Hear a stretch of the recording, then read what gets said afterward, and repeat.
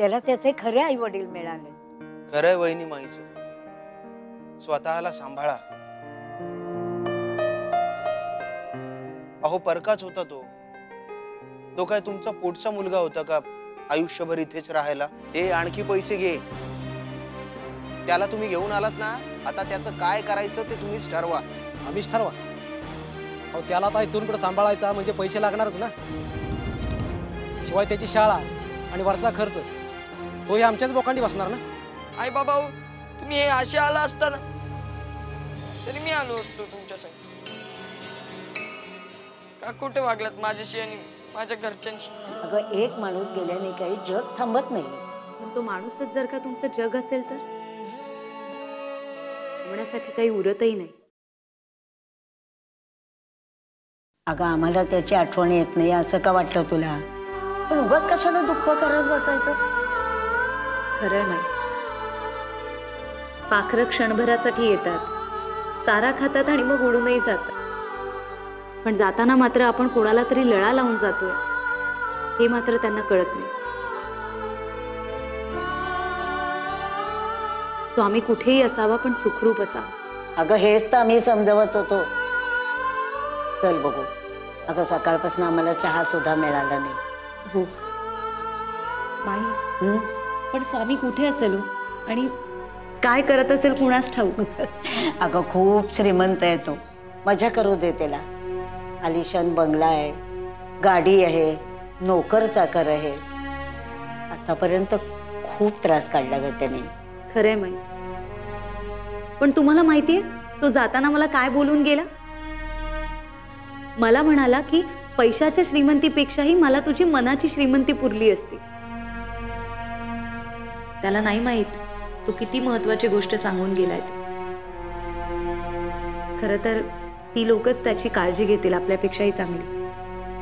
वाटतंय ना तुला? मग कशाला उगाच काळजी करतेस? माई पण तो खूप मोठ्या घरात गेलाय. आपल्याला विसरणार तर नाही ना?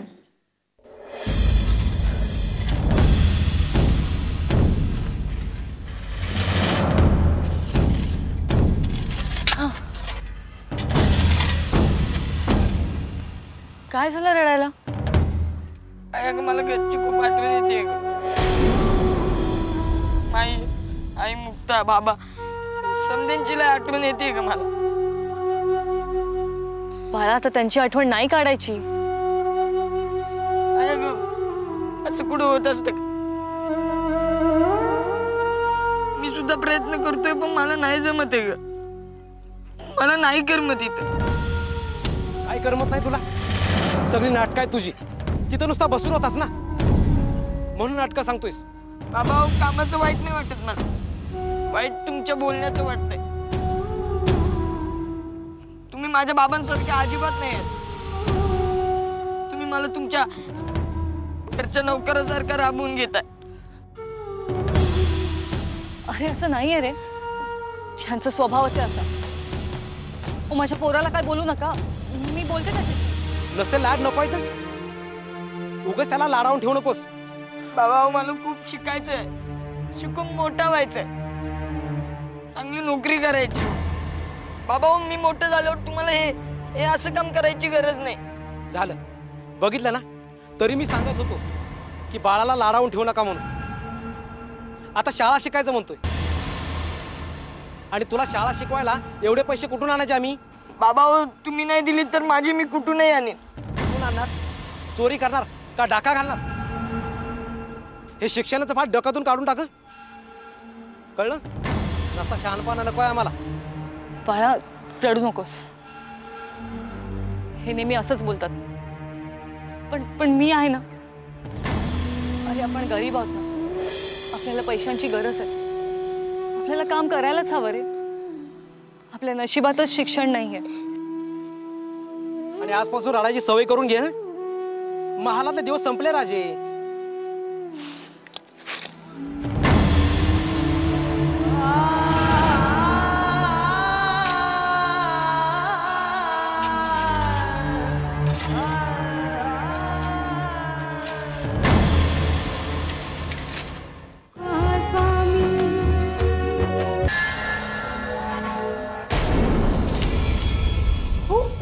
नाही. लक्ष कुठे तुमचं? अगं माझ्या लक्षातच नाही आलं. लक्ष असेल तर लक्षात येईल ना. दूध गेलं तसं काही नाही हो, पण तुम्हाला भाजलं असं तर. अगं मी गॅसवर दूध ठेवलं हेच विसरून गेले. तुम्ही का विसरलात हे माहिती आहे मला. तुम्ही अजूनही त्या स्वामीचाच विचार करताय. मान्य आहे ताई की त्याने ह्या घरासाठी थोडंफार काही केलं, पण म्हणून तुम्ही सतत रडत बसणार आहात का? तुम्हाला काय वाटतं आम्हाला दुःख झालं नाही का? अहो कालपासून ह्यांनी आणि मी अन्नाचा एक तुकडाही नाही घेतला, पण सगळ्यांना हे खोटंच वाटेल. कुणाला त्याचं काय हो? सगळ्यांना तर हेच वाटतं की आम्हाला तो मुलगा नको होता.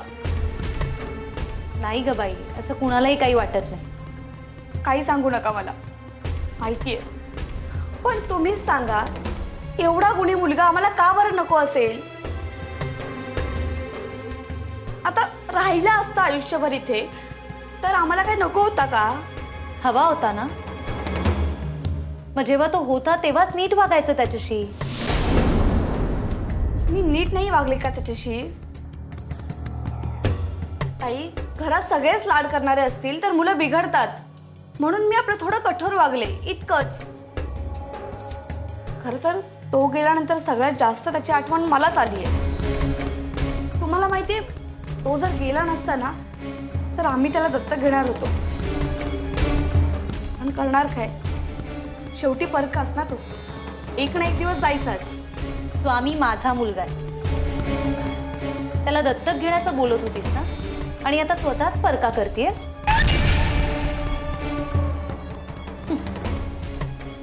तुला काय करणार ग आईची माया? हो हो, सांगा मला, समजावा आईची माया. मला जाणीव नाहीये ना आईच्या माईची.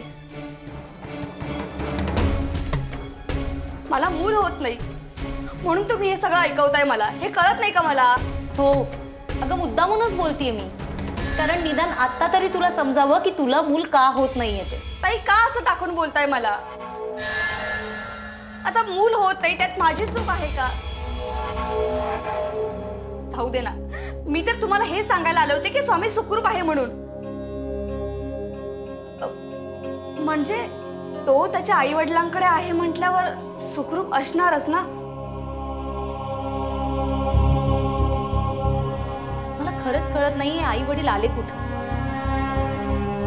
इतक्या दिवसात त्यांना आठवण नाही आली ती आपल्या मुलाची. असले कसलेही आई वडील नसतील आले, काहीतरी कारण असेल. पण खरंच तो खूप सुखात असेल, खूप आनंदी असेल. तुम्ही बघितलं केवढ्या मोठ्या गाडीतून आले होते ते. खरंच स्वामीला सगळं काही मिळेल तिथे. माझ्या स्वामीला खरं प्रेम मिळावं इतकंच मला वाटतं. ताई, प्रेम मिळणारच ना, तुम्ही नका काळजी करू. तुम्ही जा बरं, आराम करा, मी करते सगळं काम. मी मागे म्हणाले होते तुम्हाला की मला स्वयंपाक येत नाही. मला येतो स्वयंपाक, पण तुमच्या हाताची चव जमली नसती ना, म्हणून. जा तुम्ही, आराम करा.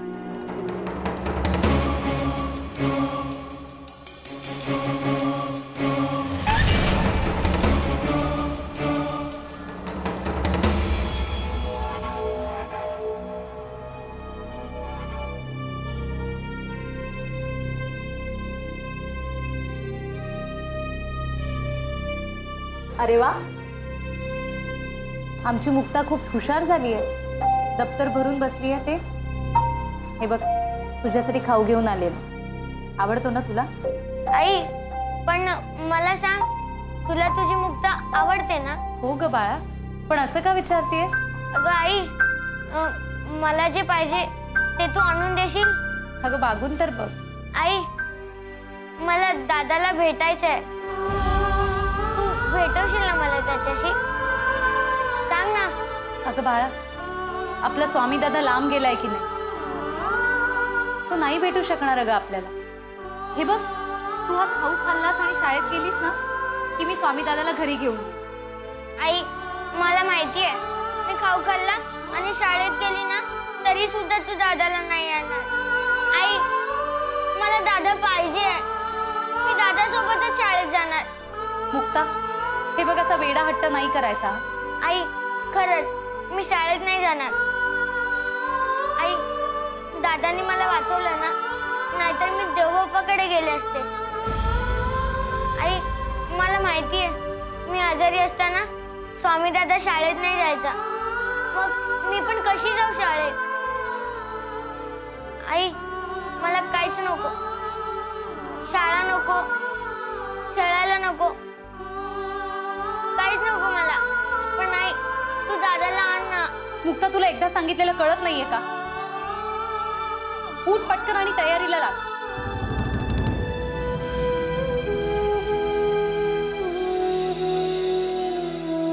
मला माफ कर मुक्ता, मी आजपर्यंत कधीच नाही ओरडले तुला,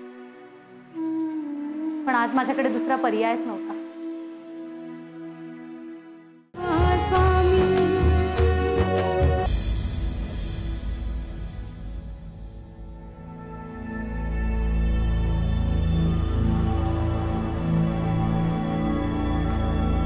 आईला या पोराला आधीच आणायला पाहिजे होता. का? दिवसभर तर त्याला ओरडत होतात आणि आता आधीच आणायला पाहिजे होतं म्हणताय? अगं ओरडलो नाही तर तो शेपारेल की. आणि साहेबांनी काय सांगितलं लक्षात आहे ना? तो पोरगा परत फिरून घरी जाता कामा नाही. आपली त्याच्यावर एवढी दहशत असणार आणि आपण त्याला एवढं काम देणार की तो घरी परत जायचं नाव सुद्धा काढणार नाही. आज पोराने खरंच खूप काम केलं. काय नाही गे. आणि आपला एकटाच पोरगा करतोय का काम? बाकीची पोरं आहेत ना. आणि उगाच त्याची खरे आहे असल्यासारखं करू नकोस. नाही तर मिळतायत तेही पैसे बंद होतील. चालेल तुला? नाही हो, मला काय करायचंय, मरू दे त्याला. पण आपल्याला पैसे मिळाले म्हणजे झालं. आता कसं बोललीस? आणि एक कळलं का, तो इथं आल्यापासून तुझं एक घरातलं काम हलकं झालंय. तुझ्या हाताखाली आयता माणूस मिळालाय तुला. म्हणजे काय? त्याच्या आईला एवढं रडून दाखवलंय, एवढं तर मिळालंच पाहिजे ना. आणि मला याच मुकादमावर 50 रुपये जास्त दिले. आज कसं बरं वाटतंय बघ. आई अगं पण मला बरं वाटत नाही. आणि अगं मला काम नाही करायचंय, मला खूप शिकायचंय. आणि म्हणूनच उद्यापासून मी कामावर नाही येणार. वेळ लागले काय तुला पोरा? अरे कामावर आलं तर कसं चालेल? शाळा वेळा काय नाही, तुला एकदा सकाळी सांगितलंय. आता परत सांगू का? अहो काय करताय? स्वतःच्या पोटच्या पोराला असं कोणी मारतं का? जाईल तो कामाला. जाशील ना बाळा? आई अगं पण मला नाही जायचंय ग. आई पण हे माझे बाबाच आहेत ना, मग मला असं मारायला का धावले? आणि हो तुमच्याकडे तर खूप पैसा आहे ना, मग खोटं का बोललात माझ्या घरच्यांशी? बाळा मला माफ कर रे, तुला मिळवण्यासाठी आम्ही खोटं बोललो. पण तू आम्हाला सोडून नको जाऊस. तुझ्याशिवाय कोण आहे रे आमचं? नाही जाणार ना? नाही जाणार. आणि जाऊन जाणार तरी कुठं? आई अगं ऐकेन मी तुझं, करेन मी का. काळजी.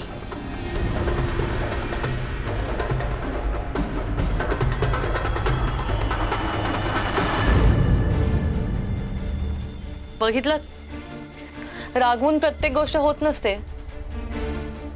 प्रेमाने बोललं तर माणूस जीव द्यायलाही तयार होतो.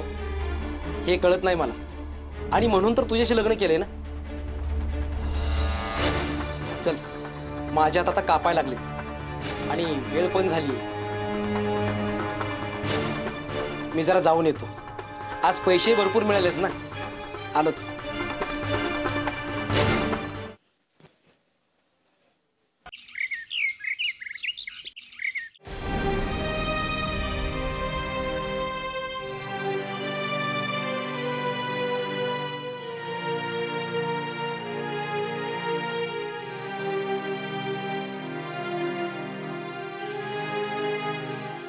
काय झालं माई?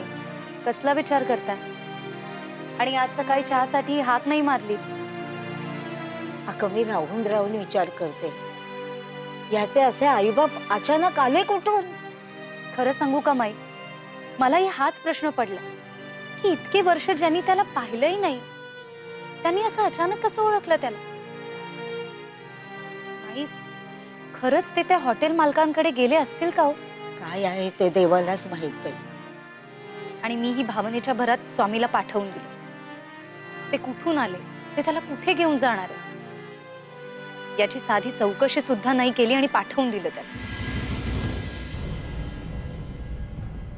कोणीतरी आपल्याकडे येतं, स्वामी आपला मुलगा आहे असं म्हणतं, रडतं आणि आपण त्याला पाठवून देतो. हे सगळं जर यांना कळलं ना तर माहित नाही काय म्हणणार ते मला. खरं म्हणजे दिनकरनीच त्याला आणलं होतं. त्याचा विचार न घेताच आपण त्याला पाठवलं. त्यांचा विचार घ्यायला, त्यांना आपल्याशी बोलायला तर वेळ हवा ना. माई, आपण स्वामीच्या बाबतीत थोडी घाईच केली नाही?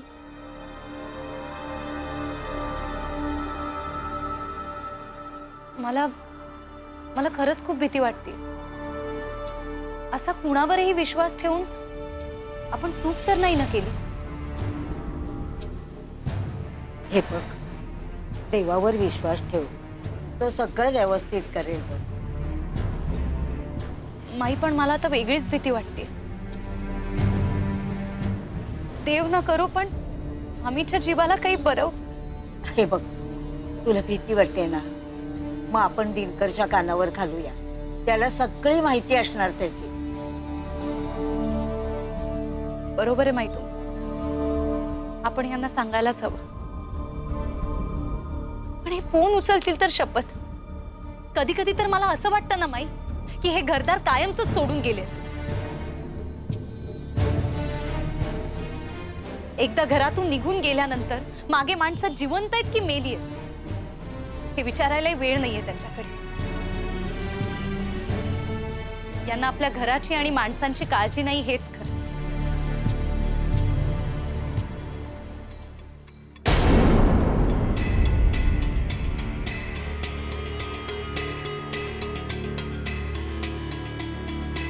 आईला त्याला कामाला लावलाय आणि महाराणी आरामात बसून आहे. आज काही कामाला जायचं नाही वाटत. ते जाऊ द्या, मला आधी सांगा, काल घरची वाट दिसली नाही वाटतं? कुठे पिऊन पडलेला? ए, आपण काय तुला पिऊन पडण्याचं वाटलो काय? त्याला रात्री काय झालं, जरा जास्तीच झाली. बार कुठला आणि घर कुठलं काय कळलंच नाही. घर समजून बार मध्ये झोपलो आणि सकाळी उठून बघतोय तर बार. मग आलो घरी. मिळालेला सगळा पैसा दारूत घालवा आणि मग संपली की उधारीची प्या. ए, मी काल काय उधारीची पिलो नाही, आपल्या पोराच्या पैशाची पिलोय. आपल्या पोराच्या पहिल्या पगाराची. बरं, आता काल जे केलं ते केलं, यापुढे हे चालणार नाही. आणि घरात दारू पिऊन येऊ नका. त्याला काय वाटेल? उगाच त्यालाही सवय लागली तर लागू दे ना, आपल्याला काय करायचंय? माझं तर स्वप्न आहे की त्याला मी अठ्ठल बेवडा बनवणार आहे. वा, काय स्वप्न! सगळा मिळालेला पैसा तुम्ही असाच दारूत घालवा आणि मग संपला ना की आपण गावभर भटकूया भीक मागत. आजपर्यंत सगळा पैसा दारूत घालवला. आणि हो, दारू प्यायल्यावर तुम्हाला बडबड करायची सवय आहे. घरी दारू पिऊन येऊ नका, त्याचं सगळं सांगून टाकाल त्याला. ए, तू मला शिकू नको. किती पेलो ना तरी मला चांगलं कळतं काय बोलायचं. त्यालाही कधीच कळणार नाही की आपण त्याचे खरे आई वडील नाही म्हणून. आणि आपण त्याला सांभाळायचे पैसे घेतले. त्याच्याकडून मी असं काम करून घेणार आहे की काम करून त्याचा जीवच गेला पाहिजे. तू जरा हळू बोला, उगीच त्याला ऐकू जायला नको. सोन्याचं अंड देणारी कोंबडी आजची जायला नको.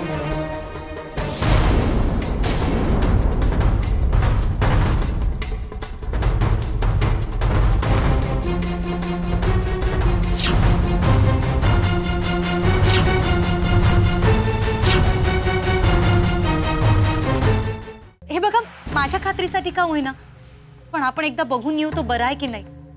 अगं पण जाणार कुठे? आपल्यापासून खूप दूर गेलाय तो.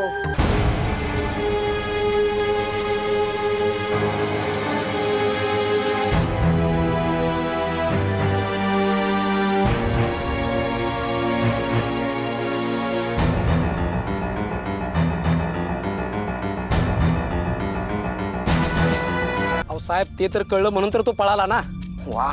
वाट लावली तुम्ही माझी. तुम्हाला काम द्यायलाच नको होतं. माझ्या घरी जर हे कळालं तर काय प्रॉब्लेम होईल तुला माहित.